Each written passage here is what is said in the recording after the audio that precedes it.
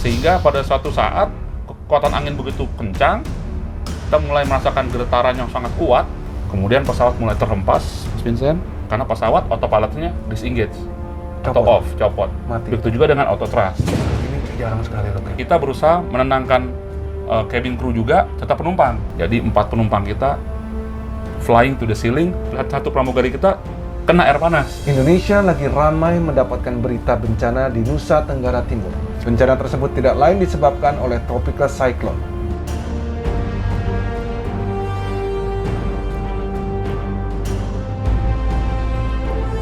Ada seorang sosok yang memang pernah merasakan terbang di dalam tropical cyclone. Ini saya dengan Kapten Syahreza, kita akan ungkap seluruhnya kisah penerbangan dia di dalam tropical cyclone. Selengkapnya di dalam video ini. Ayo guys, sekarang jangan lupa klik subscribe dan aktifkan loncengnya. Jangan lupa di-share ya.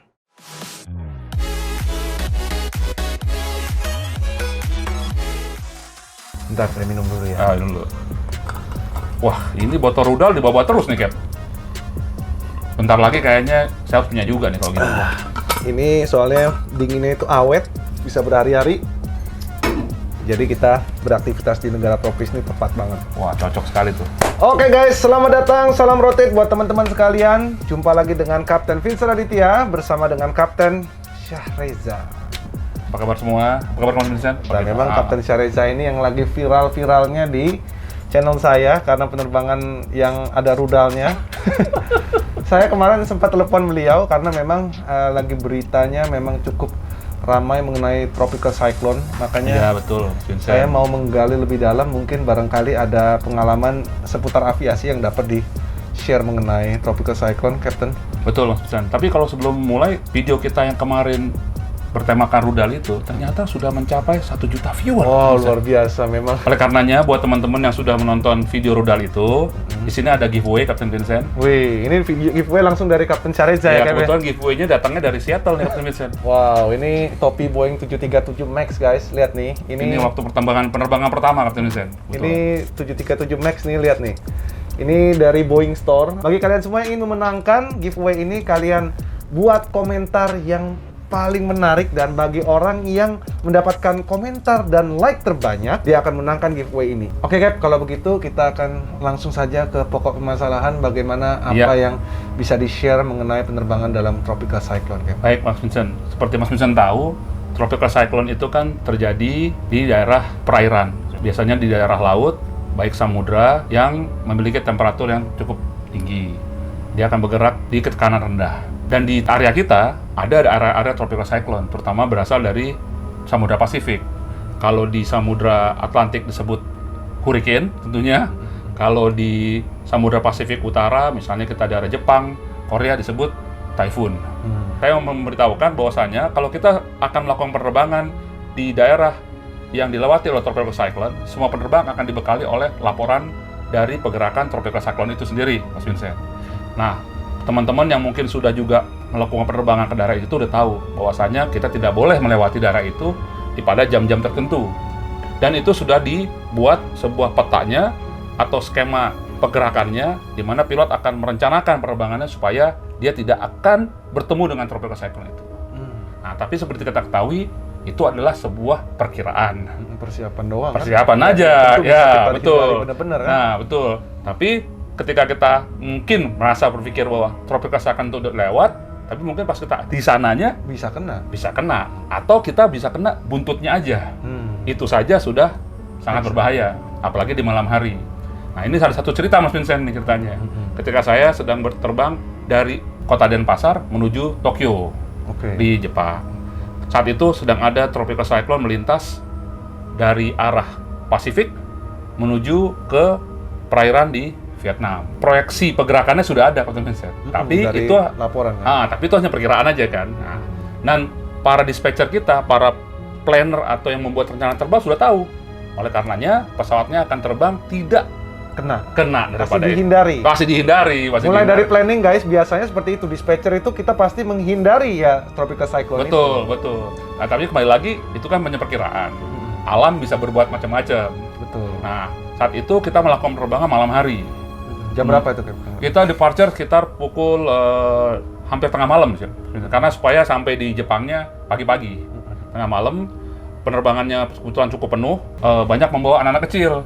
Karena saat itu sedang masa liburan di negara sana. Jadi mereka liburan di Bali, Mas Vincent. Ya gitu. Kita terbang dengan pramugari yang lengkap, sekitar ada 14 pramugari di belakang, kokpit ada 2. Kebetulan itu penerbangan charter, Mas Vincent. Penerbangan charter, karena memang sedang kondisi liburan di negara tersebut. Jadi memerlukan penerbangan tambahan.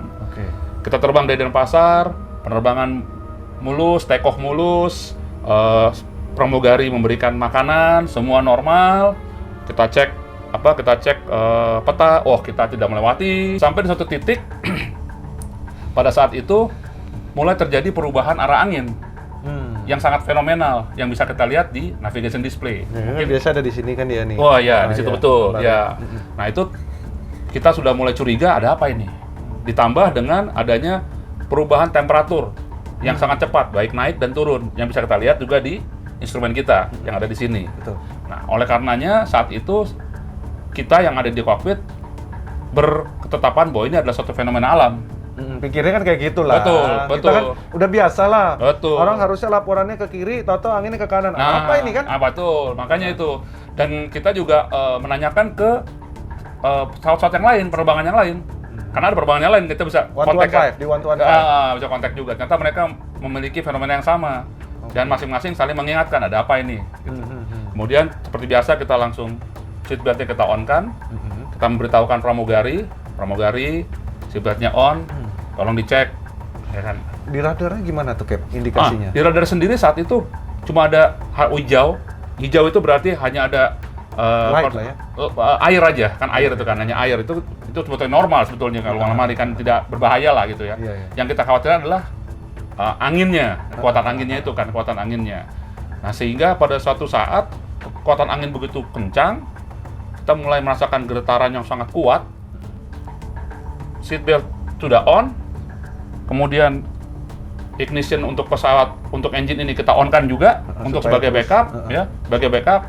Kemudian kita juga mengurangi kecepatan pesawat yang menyesuaikan dengan standar kita memasuki daerah turbulence. Itu standar lah, kita Betul. masuk supaya kita jangan sampai struktur damage. Betul. Ya. Baru saja kita mau buka bukunya, Quick Reverse Handbook, ternyata pesawat mulai bergetar dan shaking. Violent. Belum violence.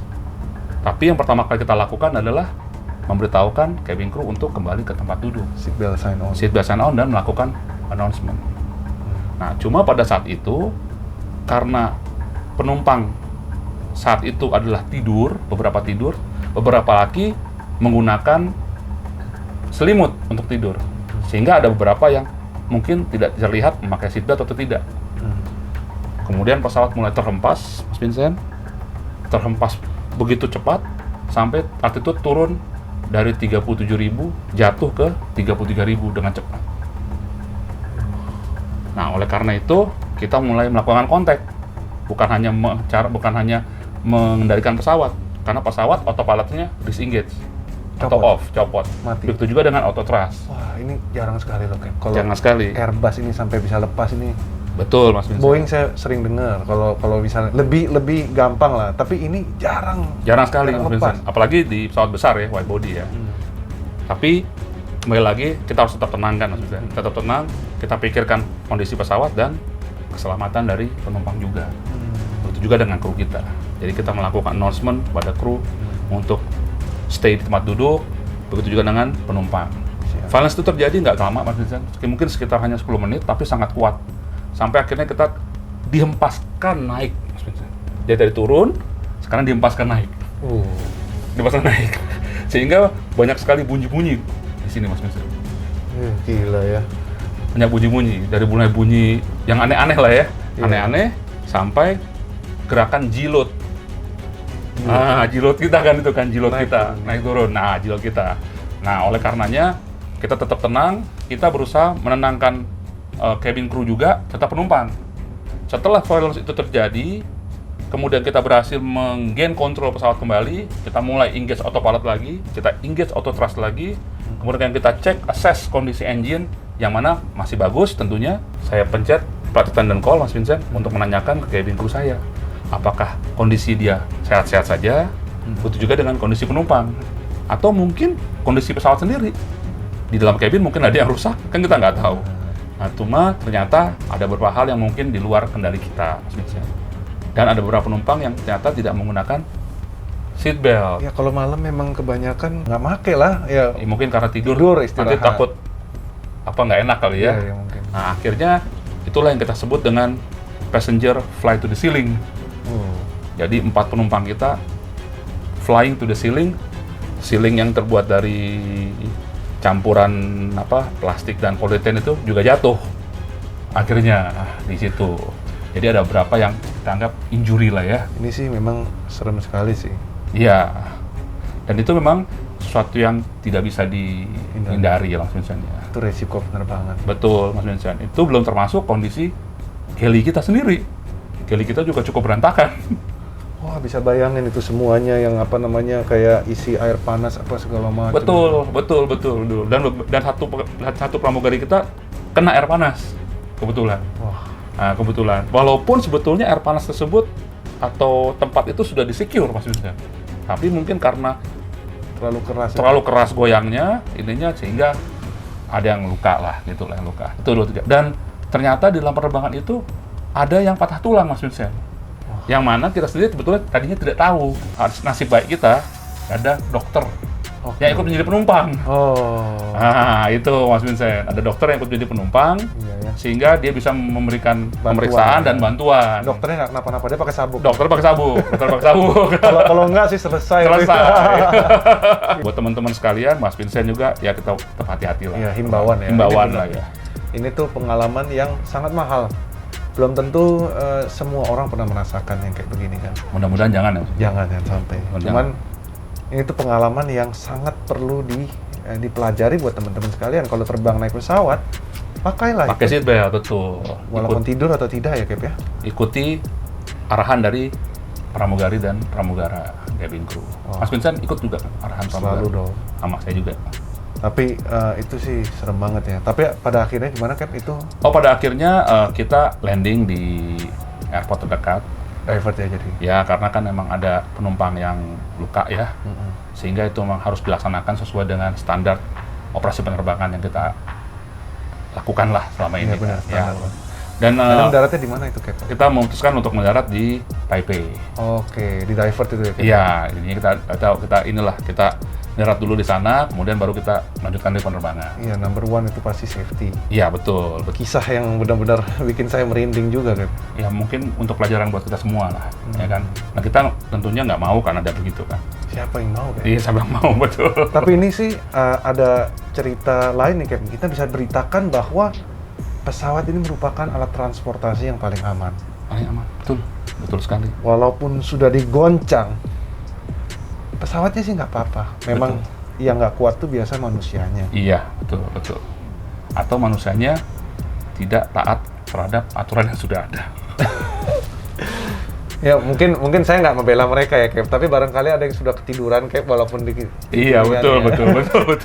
Iya kan, ya? Iya, betul. Tapi kan kalau Captain sudah nyalakan ini dan PA kan pasti pramugari juga udah pada teriak. Langsung. Langsung. Tapi kan makanya ada beberapa penumpang, misalnya dari 3 yang nggak begitu, ya cuma 1% lah. Yang nggak ikut kan ya Mas Vincent ya. Mudah-mudahan kita semua selamat selalu. Luar biasa. Ini kisahnya Kapten Syareja ini saya selalu senang sekali untuk mendengar, Cap. Captain punya pengalaman yang banyak sekali dan jangan bosan-bosan, Cap, untuk sharing di sini. Betul, sama-sama Mas Vincent. Saya mau meminta beberapa konten lagi kalau nggak keberatan di sini. Untuk netizen yang sangat setia dengan Mas Vincent, masa bilangnya enggak? Nggak mungkin enggak dong. Siap guys, jadi ya saya ingin mengucapkan terima kasih buat kalian sudah nonton. Jadi jangan lupa buat kalian semua, tunggu episode berikutnya. Kapten Syahreza akan memberikan berita-berita yang luar biasa menarik seputar penerbangan bagi kalian semua. Oh ya, bagi kalian semua yang ingin memiliki seragam pilot seperti ini, ataupun kaos pilot yang casual yang seperti yang saya gunakan biasanya, ataupun hoodie yang seperti yang saya gunakan, kalian bisa kunjungi Instagram atau Tokopedia-nya Captain Wear. Aviation Fashion only with Captain Wear. Terima kasih sudah menonton. Jumpa lagi di video berikutnya. Sampai jumpa dan salam rotate. Bye!